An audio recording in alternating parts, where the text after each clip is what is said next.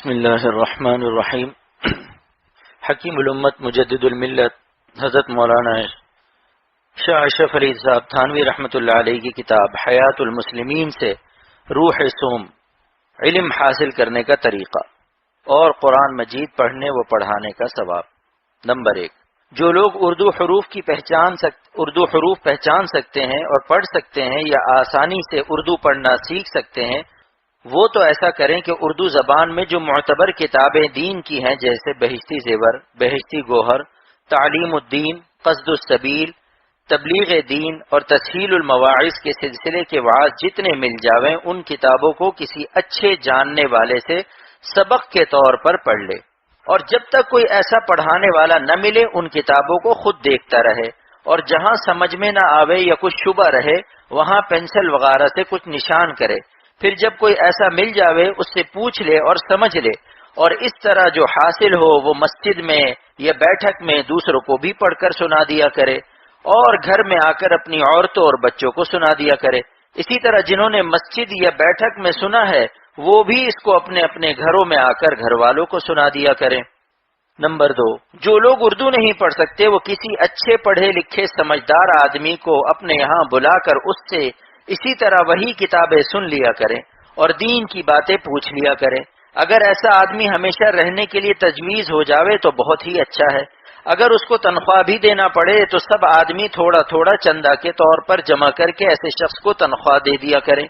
دنیا کے بے ضرورت کاموں میں سینکڑوں ہزاروں روپے خرچ کر دیتے ہو، اگر دین کی ضروری بات میں تھوڑا سا خرچ کر دو تو کوئی بڑی بات نہیں، مگر ایسا آدمی جو تم کو دین کی باتیں بتلاوے، اور ایسی کتابیں اپنی عقل سے تجویز مت کرنا بلکہ کسی اچھے اللہ والے عالم سے اصلاح لے کر تجویز کرنا۔ نمبر 3، ایک کام یہ پابندی سے کریں کہ جب کوئی کام دنیا کا یا دین کا کرنا ہو جس کا اچھا یا برا ہونا شروع سے نہ معلوم ہو، اس کو دھیان کر کے کسی اللہ والے عالم سے ضرور پوچھ لیا کرو، اور وہ جو بتلاوے اس کو خوب یاد رکھیں اور دوسرے مردوں اور عورتوں کو بھی بتلا دیا کریں، اور اگر ایسے عالم کے پاس جانے کی فرصت نہ ہو تو اس کے پاس خط بھیج کر پوچھ لیا کریں، اور جواب کے واسطے ایک لفافے پر یا ایک اور کارڈ پر اپنا پتہ لکھ کر یا لکھوا کر اپنے خط کے اندر رکھ دیا کریں۔ اس طرح سے جواب دینا اس عالم کا آسان ہوگا۔ نمبر 4، ایک اس بات کی پابندی رکھیں کبھی کبھی اللہ والے عالموں سے ملتے رہیں۔ اگر ارادہ کر کے جاویں تو بہت ہی اچھی بات ہے، اور اگر فرصت نہ ہو تو ایسے عالم بھی پاس نہ ہو، جیسے گاؤں والے ایک طرف پڑے رہتے ہیں، تو جب کبھی شہر میں کسی کام کو جانا ہو وہاں ایسا عالم موجود ہو تو تھوڑی دیر کے لیے اس کے پاس جا کر بیٹھ جایا کرے، اور کوئی بات یاد آ جائے تو پوچھ لیا کریں۔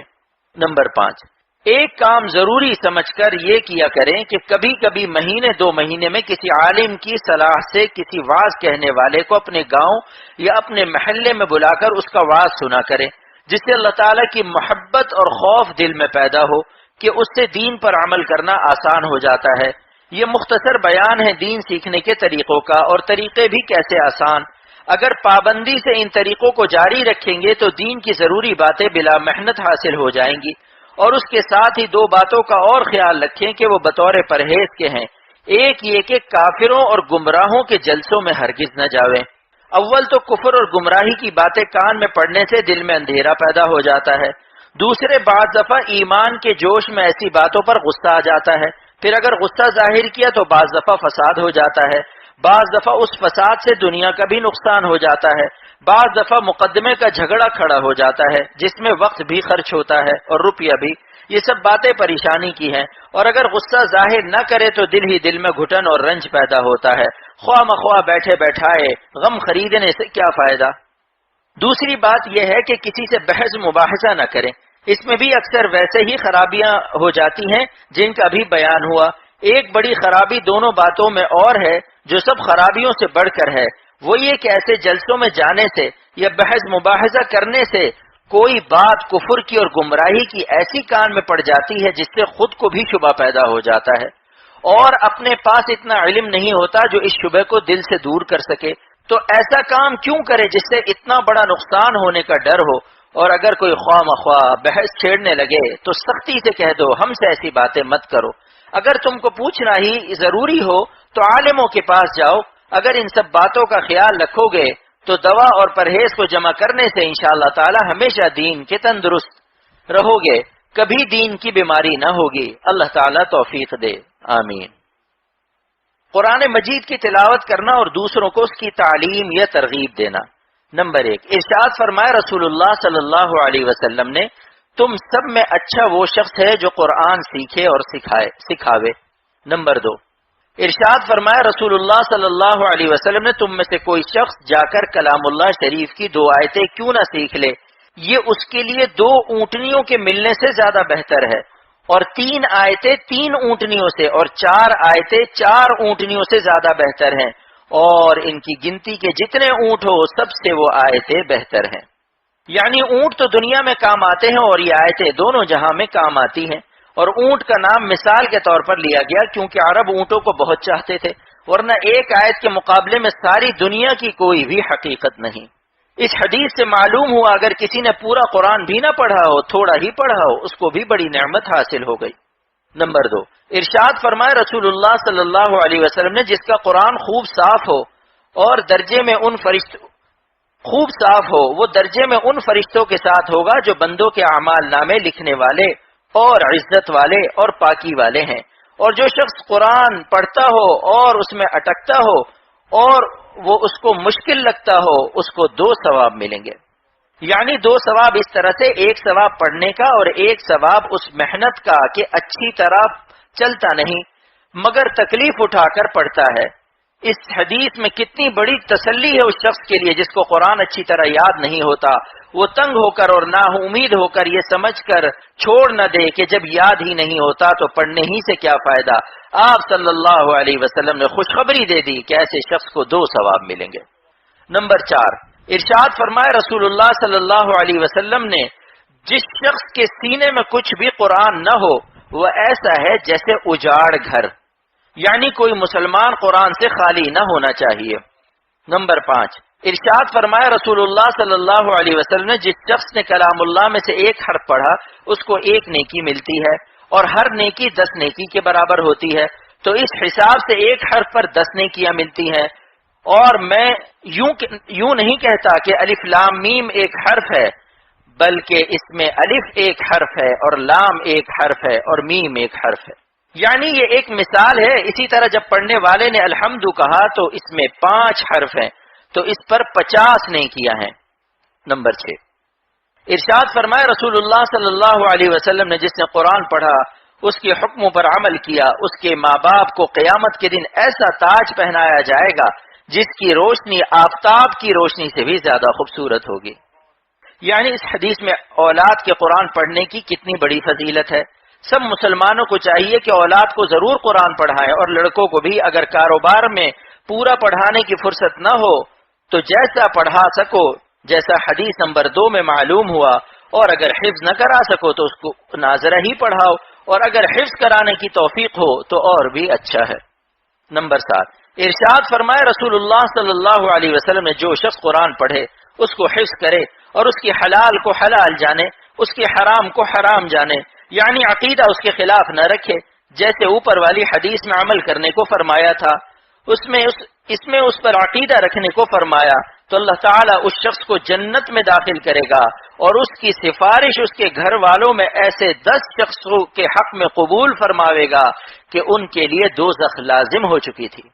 یعنی اس حدیث میں حفظ کرنے والے کی فضیلت پہلے سے بھی زیادہ ہے۔ ظاہر ہے کہ گھر والوں میں سب سے زیادہ قریب کے علاقے والے ہیں، ماں باپ ہیں، تو یہ سفارش بخشش کی ماں باپ کے لیے یقینی ہے۔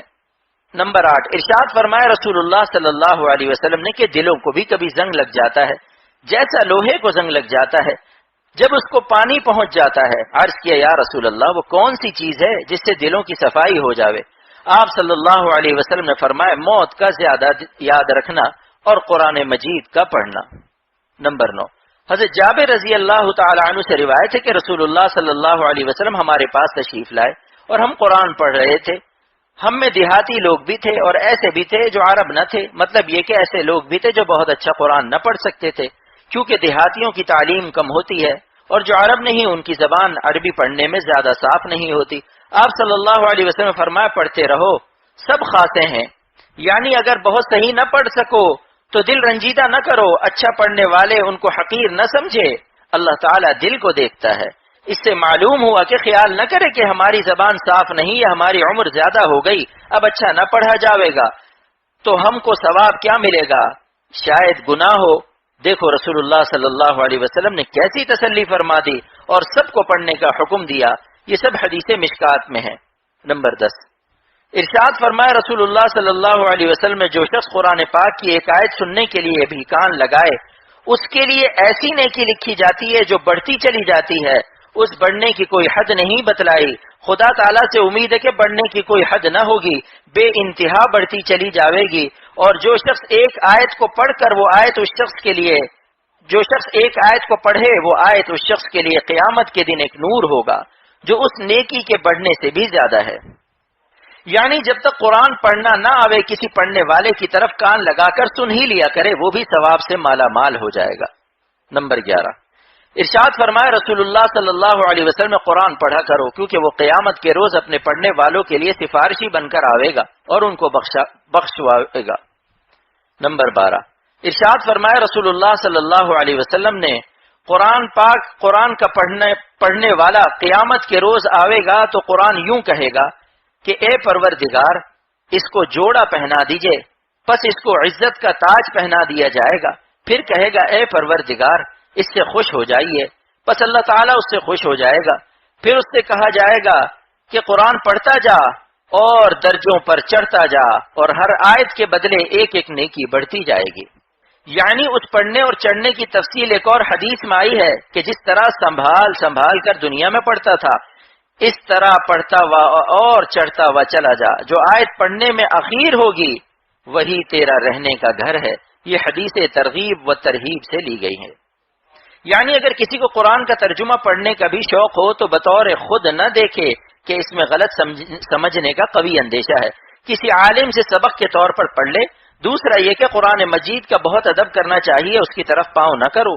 ادھر پیٹھ نہ کرو، اس سے اونچی جگہ پر نہ بیٹھو، اس کو زمین یا فرش پر مت رکھو۔ تیسرے یہ کہ اگر وہ پھٹ جائے تو کسی پاک کپڑے میں لپیٹ کر پاک جگہ جہاں پاؤں نہ پڑے دفن کر دو۔ چوتھے یہ کہ جب قرآن پڑھا کرو یہ دھیان رکھا کرو کہ ہم اللہ تعالیٰ سے باتیں کر رہے ہیں، پھر دیکھنا دل پر کیسی روشنی ہوتی ہے۔ اللہ پاک عمل کی توفیق عطا فرمائے۔